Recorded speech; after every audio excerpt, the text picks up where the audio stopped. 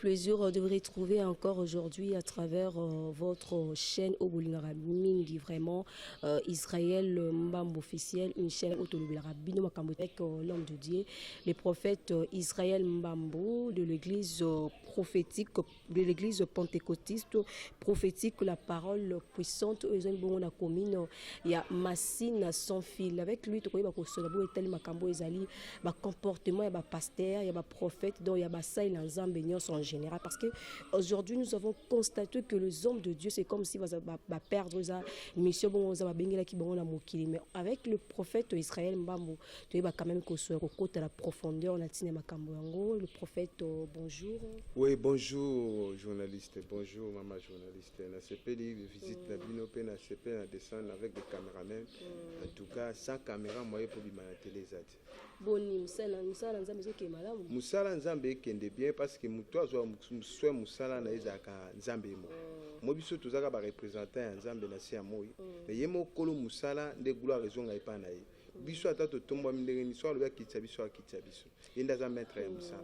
Tout le monde vraiment musala moi zo ke malamu parce que tout le monde vraiment que nous sommes vraiment dans un beau cadre, il y a vous appelez la pleine construction dans c'est-à-dire que donc au tir mama kama nzambe na nzela vraiment. Oui, il faut que tu aies musala nzambe moni bat musuba ebi valeur église te. Nzamba peut charge église et pas Pierre. Atala comportement à Pierre. Avant mutu peut se charger le faut ta comportement na. Tant atali comportement na ye ndo moni peut se charge parce que bato belé bata na Congo ba ebité verbe comment bâtir l'église. En tout cas, koto wana yebi yangote. Yango moni ke muto ya botana mtaye ba douleur enfantement te. Kolongola zeme za différent na obota. Ozoma olongoli zeme ngo bate ko boti.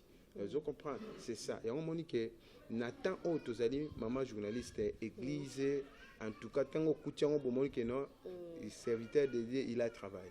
Ok, d'accord, papa, tout le monde que bosse moi le parce que tu nous dis toujours plutôt tant que yaka il sera biso qui avant de commencer, il faut te prier. Tout le monde bosse moi et est-ce que tu conseilles à moi prière à Mouké? Oui, tout bon délit. Éternel Dieu de grâce tout puissant. Kolo n'a pas mbolé mission au Nzambe na Israël. Saint-Esprit tike mission est un impact. Mutunyo salandi biso impact ça ma banzoto na ba. Que miracle est accompagné banda kuna bango na kombo na Yesu. Amen. Amen. En tout cas, te rappeler bien le souké, nous sommes ici avec le prophète Israël Mbambo de l'église pentecôtiste prophétique, la parole puissante. Nous avons la commune de Massina, tout sur l'année Makambotali comportement, il y a pasteur, prophète.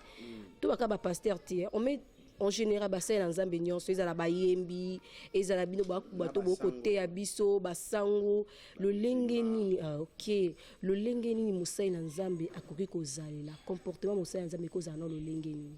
Bon, le problème ezali comportement ya musai na nzambe d'abord résoudre na éducation de base ya famille.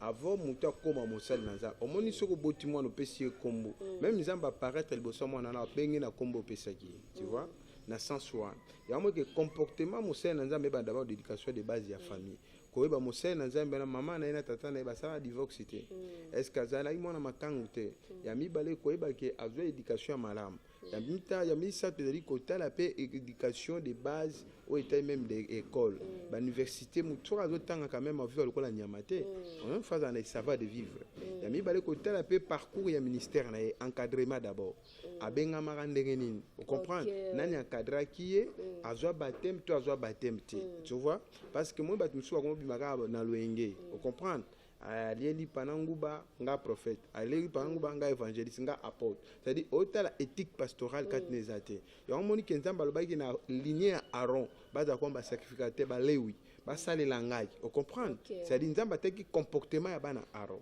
ata même yeme pe Aaron ya moni ke makamba nzambe ba fokusaka ngote les pommes lo re détruit makamisala nzambe le za matéate ezaka comportement ya ba sen nzambe. Mais quand on dit que les premiers ont détruit makamba basala nzambe ya musala nzambe ya musala nzambe lelo ezaka ka matéate mais c'est eza comportement mais mission na bino basala nzambe na mokili o ezaka nini nzambe tinda bino point mission musala nzambe za première chose côté ya mutu c'est la repentance ko transformer vie à mutu mutu azalaki pauvre akokoma riche, mutu azalaki aveugle akomona, mutu azalaki païen akokoma chrétien, mutu oyo azalaki charlatan akoki kose repentir. Mission na biso gagner des âmes. Même Jésus-Christ biti ayaki na mokeza pour gagner les âmes.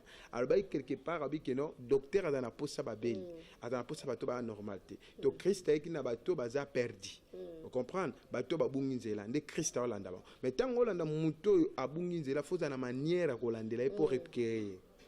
Ok, mission ya bino eza ya côté ya bato ba bongo la mitema, c'est ça le prophète ya kozonga sa bato nanzela mais c'est comme si vous avez perdu cette mission et comme il le bino ba sel nanzela bokoma ya bino bata ba base bokomi ko luka ba six la banzela moko songolo pakala, mais c'est comme si bino moko bato bote ya biso makambo ya bongo la mitema bino c'est comme si bino zebo bongo la pe mitema malamu mingi te te ba pasteur nyonso te bazandenge mo po tcha bango na bokomi ko vivre bongo ezala ba yembi ezala ba prophète ezala binyos bokomi binyos na lignée moko bobosani mission le pauvre maman journaliste c'est ça que tobo sanité ba pasteur ba salela nzambe za bazali nzambe abibotika livrer bien na malamu ekola ye moko ya kopona mais na moment o atatu nzambe mo ya kopona biso to loba ba faut livrer bazali tu vois le problème c'est que tobo sanité côté à peuple de Dieu pour peuple à se repentir peuple a zonga nzela so ba pasteur rebelle ya on biso que non lignée na ye oyebi angote place abimela na place azo sa makambo nzambe na komo nzambe ko bité pe ayebi eti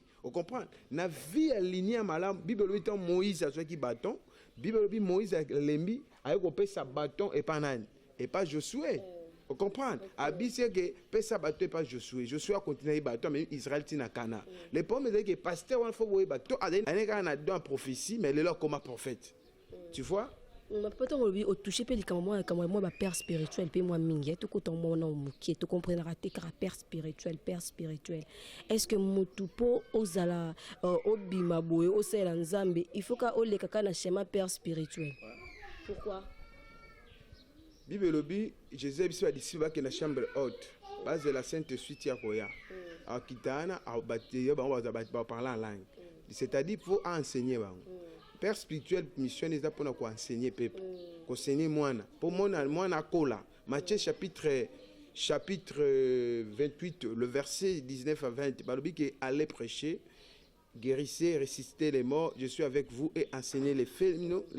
Ça là, comme on disciple, c'est-à-dire, père spirituel, comprendre d'être bien père spirituel. Azate que tata na biologique, mais azate tata na yamoli, yamoli ba te belé le reçu baza ko échouer, manque ba père spirituel. Ndeti yo soza na problème, ndeti yo soza problème qui me pas pasteur. Ngaso na problème qui me pas nan, mais pas père spirituel. OK, mais c'est comme si on respecte la bino pas père spirituel, on te comment la bino ba enfant rebelle. Comment bima sans avoir coup de père spirituel, personne là obimo so que otongi mo éclaise no quelque part, le ko so bimo des versets bibliques. Bon, les problèmes c'est que ba o ba za ba rebelle, ba za ba to ba hein bazana batata te obiki bamanga lete zala mais bazali o papa bazana bango pe na batata mais asali ki rébellion abimi akenda yebisa papa te kake sa église c'est bien c'est rebelle azaka rebelle rébellion bandi na paradis kuna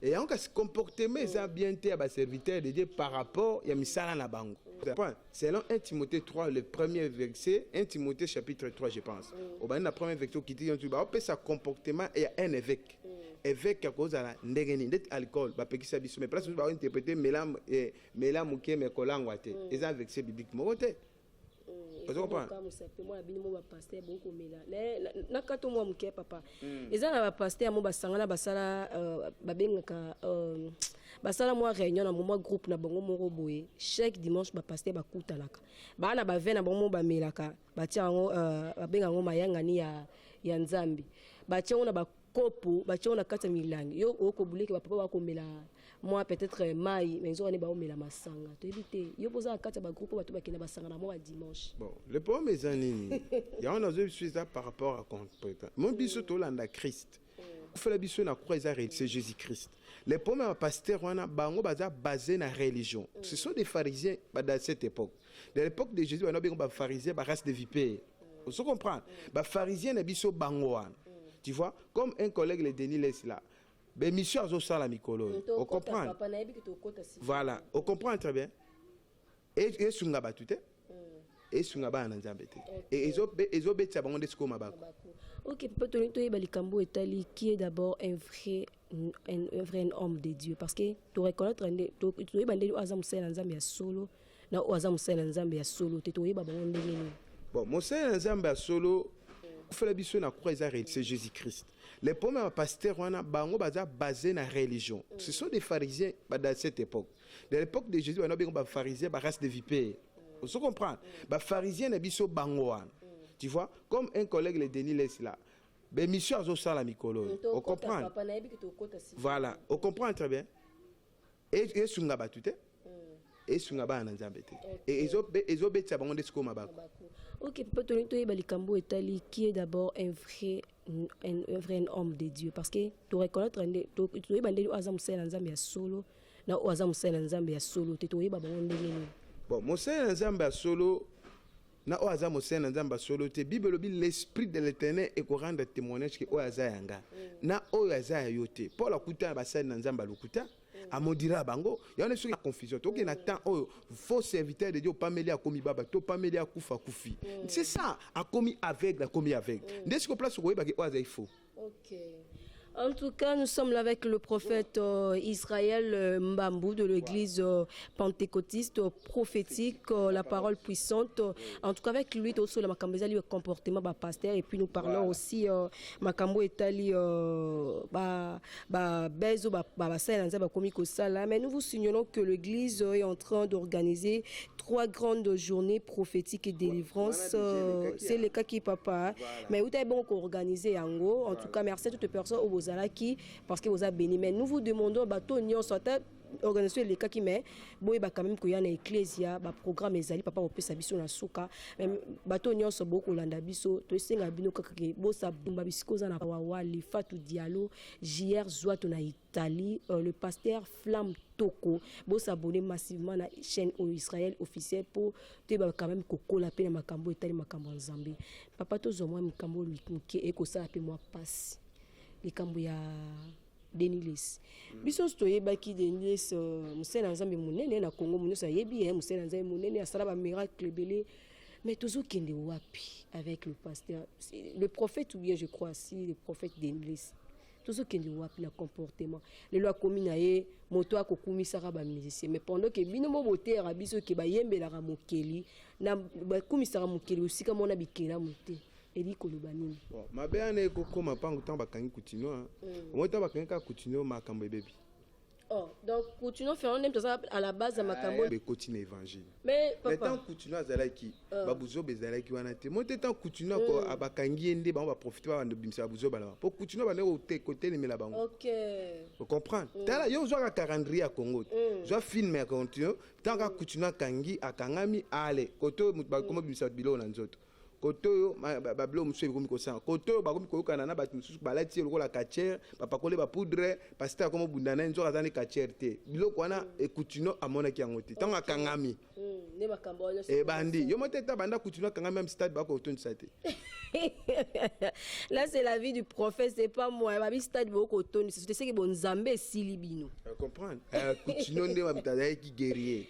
OK oui kutino soki abimaki na prison ba paralysé qui était maman stade on nga zade Denilis abimi libanda na bonzambe vie de prière ezali susute akomi na ye donc ebite ezanini oyekosa prophète Denilis c'est le poème eza pona nini c'est un homme courageux hein azana ba courage à teka sonikala on comprend à teka ne so ye bogota muse bulumbu lobi après lobi ana zongeli ne makamna ye. On comprend?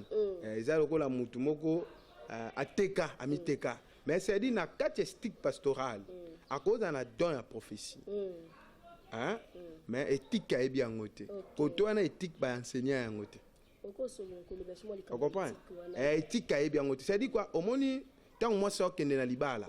Hein? Balakisaka nzoto moi cité. Balakisaka moi si comportement ni cause na libala.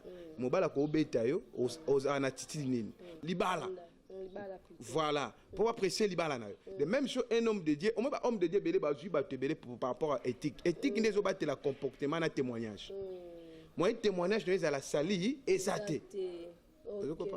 Toi, les camps éthiques, tu évites sur éthique, nous avons le mais c'est comme si on dirait bino ba pasteur, ba ça l'anzambi. Non, comprends non, il peut aussi ba pasteur, mine ba prophète boli kam nini.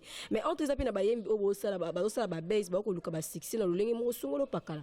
C'est pour comprendre que nzamba ba pesa succès te on beaucoup mo luka ba succès ba to de. Succès oui tu as la vie de prière. On comprend. Succès sur le ba succès to za ndenge moko. Il y a des faux serviteurs, il y a aussi des vrais. Il y a des journalistes qui sont magie.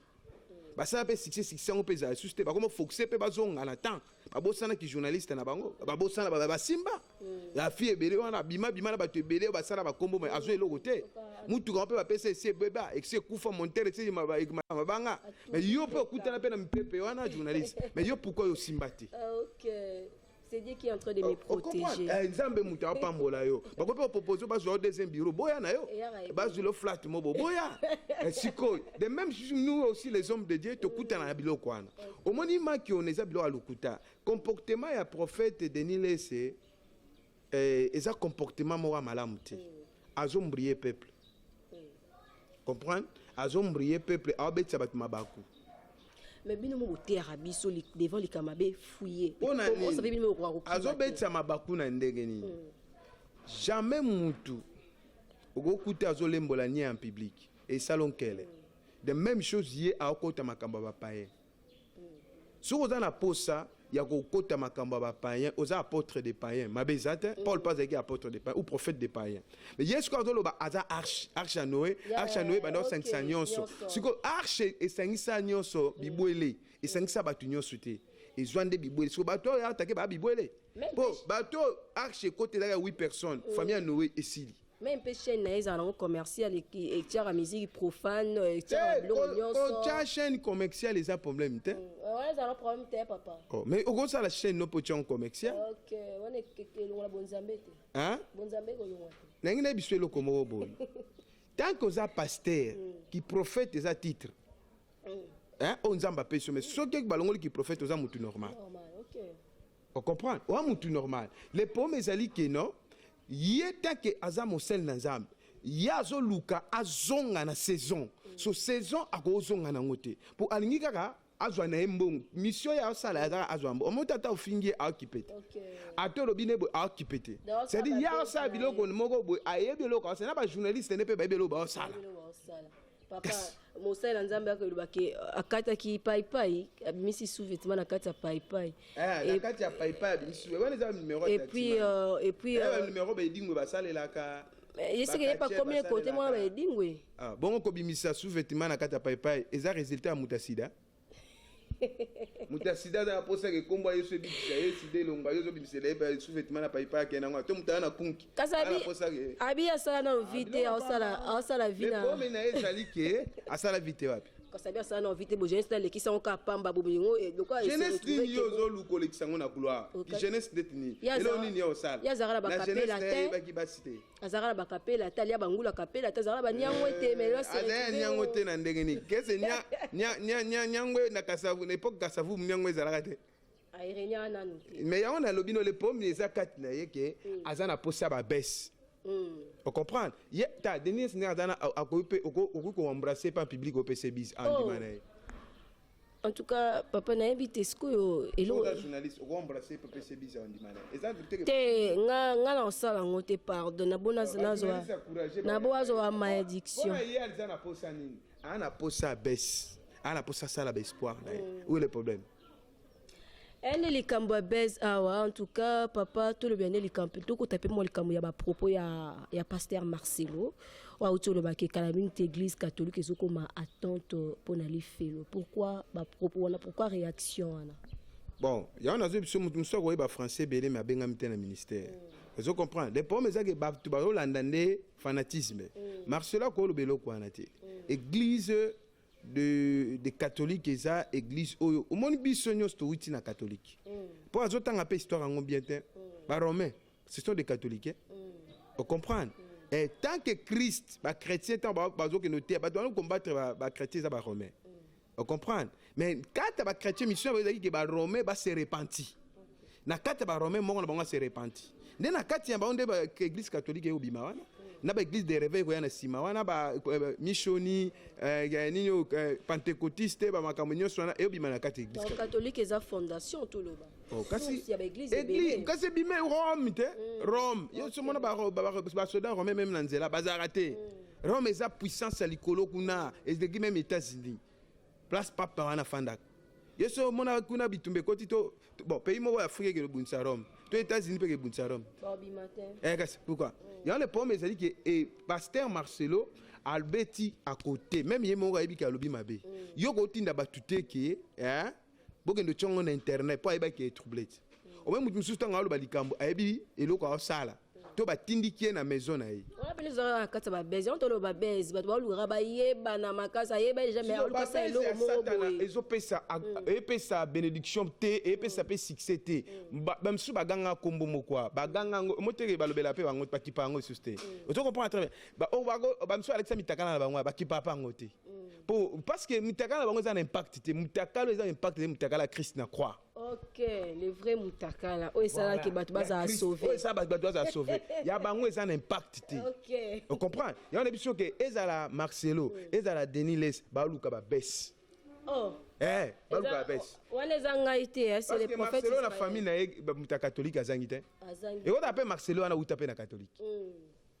Akozanga catholique ndenge namona ke attitude na auta catholique ba contrôler bien auta catholique. Mais pourquoi pas côté ya ba na Nzambe ko se repentir, pourquoi pas ko zongisa ba na Nzambe na nzela mais ka ko toucher baninga misusu pourquoi les problèmes ezali ke bat babosani mo ya repentance to comme na temps mo facilité hein na temps un vrai chrétien faut attendre ko méditer la parole de Dieu vrai chrétien faut attendre ko luka Nzambe parce que to comme na temps oyo hein kindoki ya diable et comme bima face au moni kala ba kache bazali na succès kache succès za subangote yango mo pe dingwe pas ane azana ndenga zawana succès pesa isuste nani oyo susu oyo nani oyo ba musicien succès za bango pe isuste ozo ba nyonso ani ekimi pa ba pasteur nde bazuzu ba numéro wana ba pasteur sko ba osana ngo yo mote ba pasteur musu ba kina ba bibembe muta kufite me ba ko sebembe ba beta etonga na Afrique si yoka ngote kosa kolamusa bato kosa kolamusa moto créer un problème to mona même na katanga awa na Lubumbashi ma prophétesse mo abeta mutu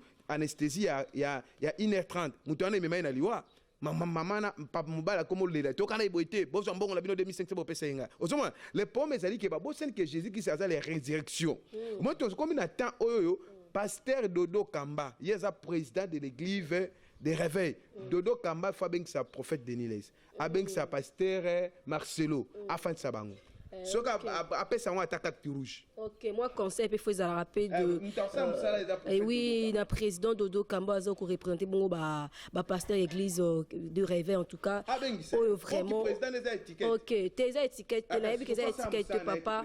OK, en tout cas faut bengisa bango sangisa bango parce que basai na Nzambe ba ko baby évangile lelo batu ba ko linga so ko kende église so te mutu yaka église ayebisio bino batu boko kende église est-ce que c'est bo bongwani miteme ko bongwana en tout cas te bité boko sa misala ya pamba misala ya punda mais mutu patika na ndako pe ko bita bongwa mite les premiers ezali ko sambeleze lo musu ko bongwa mapeza elo mususu ça dit mutu ko kende église ça bien yo zo kende église pour okuta na Nzambe parce que David a lobi je suis dans la joie lorsque me dit allons dans la maison de l'Éternel tant yo zo kende église na bafanti okuta na bafanti mais tant ko kende église pour na ko sambela Adonai okuta na Nzambe ko fana ndako eza penda lipamboli to babaka ke église eza mutema mutu eza vexeni ba pesa nga vexeni eza église eza mutema eza mutema mutu eza adage abatu le problème ezali que prophète Dodo Kamba président je vous salue en passant Luka ba prophète Denis Les benga na été pourquoi bazo troubler ba congolais on est à distraction OK so ba jeune étudiant on va concentrer la étude na bango comment hein ba jeune serviteur ba bimi lelo ba o mama te jeune serviteur lelo ba bima lelo ba baby pourquoi ba bungi pourquoi parce que au moins prophète Denis Les ngana ko ebisa soka lingi asala baction ndenga salaka o deuxième tabi o ba langue ba nino ba temina bimsaka munoko mboka na bango kuna asala ba makamna salaka bana so bat baye akumisinza so bat baye te akumisinza mais le problème là ezali que non soka na posa ya edingwe bakutana naye ba se repentir soka edingwa sengie combat na entre bango mibale na Denis Les kasi bakutana stade des alliés. Voilà, lundi. Na éviter de la mort comme mukolo na éviter so borole la na so borole dingwe so borole la Denis Les na dingwe bakutana quelque part. pour makambo yo esila il faut passer autorisation là oh mais ngana bisi ba bakutana quelque part mais bon la musala la bino te ba la musala nzambe ndenge soka za serviteur de Dieu ya makasi nzamba ko défendre honneur na défendre membre la bino pour boyo te soka za musala nzambe nzamba o défendre honneur mais soka za musala nzambe te siliti peut pesa batu mususu batikali leçon OK papa to le beka likambo etali ba best toujours moi eloko pesa moi passe mingi parce que tout toucher mingi pe ba pasteur tout côté pe moi musicien n'habite tant mosala ba prière tant boyembela nzambe n'habite so milimo wana mabebo bengana soki ezonga kapa bana bino to comprendre parce que au moins moi la pasteur au moins azaka ndumba moi moyembi kuluna moi moyembi au moins kuna eza moi pasi poza na moi ba réputation moi comme madame lelo moi na matusa moi en 3 reprises na ba vidéo ya ba pornographie moi na matusa moi les pauvres mesali ya belo éducation de base na encadrement moi na oya witi pas mo sena nzambe ngo bateke faza moi mon rebelle non c'est faux c'est faux te za bongo te musicien chrétien nani Franck Mouladia je vous salue en passant bana Franck Mouladia bazabon Franck Mouladia za bana est-ce que yo ka bana Franck Mouladia na ba bêtise musique eza don mais nanda ko za tata ya bana oza par pesa éducation parent pesa na bana vous comprenez est-ce que moi na maman moi na matusa moi maman na za bomo faut ko ebelo kwa bino bo vérifier be information te est-ce maman na zali to maman na zati ce qui maman na za na bomo gloire à Dieu maman a recherche na bio lui femme sage bâti sa maison a éducation ya bana mais ce papa za na bomo Matthieu Samuel bilo kwana Matthieu Samuel a fin ni chrétien ni combat Jésus Christ non non jamais moi na fin ni tatana moi na sa makam na ndenge na yi mais ba bité azana ba signe ya tatana été vous comprenez yango na zo biso boyi biso yo po mbake mutu aza chrétien faut mo na ba trace ya Christ dans nzoto na Pierre tanga zolo babi o pasala kina po balom elombe na ndenge mona Jésus ko kana les pommes ezali que moi na Matthieu Samuel so dans la posa ba baisse basala ngo bongote d'abord abe sa avenir na ya mi balé ata bali ba bala eka mariage mo kodé ebe bana tata na réputation za obeba pandenga zo kufela ka basi na nde de réputation za obeba wa kasi ya tata na de za obeba ya mwana siko so blo mo so ba bani ba ke papa na za numéro papa na za na kiss nde azo mvute mwana to mwana pa no papa ne pas dans kiss te tala na ebisio il y a des pasteurs bana na bango ba honnête pasteur Roland Dalo ana mwana utobala na musicien mo chrétien le frère Laure voilà utobala na musicien na chrétien vous comprenez c'est ça pour Roland pesa moi n'est pas moi na azo étant ko étudier parce que Roland ko kufa bana na mwana na mbale ba otikala so ba vivre ndeni lobby moi musicien pas ko ma pasteur sera comme pasteur remplacé à Toms. Voilà la profession déjà le prophète appelle si tu comme papa tu comme souvent na souka parce qu'on a tout parlé je ne sais pas si tu as quelque chose ya kobaki ça et le romo et le ko baki ça que OK bana nzamba simba bana nzambe na temps otozali na landi vidéo ya prophète Deniles na landi vidéo ya Edingwe na comprendre bango mibale na comprendre surtout Deniles c'est waza amina biso na kati ya musala collègue dans le travail na comprendre ya na posa azonga mais ba journaliste ba comprendre que Deniles ça na posa azonga na temps azonga la section azonga ndenga bazonga sena mutema so na place bazonga sena mutema ba nsumbu akomo pesa bilo msu Deniles pas zo lo beza ba vérité et bilo mo ya na kati ni na alo ba pe ba vérité mususu vous comprendre mais les pommes so yetem ta ko ba vérité wana vous comprenez yango we rabande ko tune quelque chose à Sankara Sankara d'écoute ya ba chrétien en tout cas Sankara de big salutation bisiko zali normal même we razane na kanda Deniles te même Deniles pe azane na kanda we raté vous comprenez so edingwa yo kota makambo ngo parce que baza ba leki na ye ndenge edingwa lopi yango edingwa lobi ke tikeya bango kimia soki ka Deniles saliki na télévision alors basuma comme na bango ya musique te mo la pe edingwe pas qui paye juste mais tant que Deniles ça continue edingwe pas bando landele kaka OK so edingwe azali kache asali kombo na talent na e o wana asaleli kombo On comprend? Na combo na saliant. Pe combo na ti siko ezolo bama. Mais le problème siko ezanine, vaut mieux la fin d'une chose que son commencement. Souka na yende to ebité.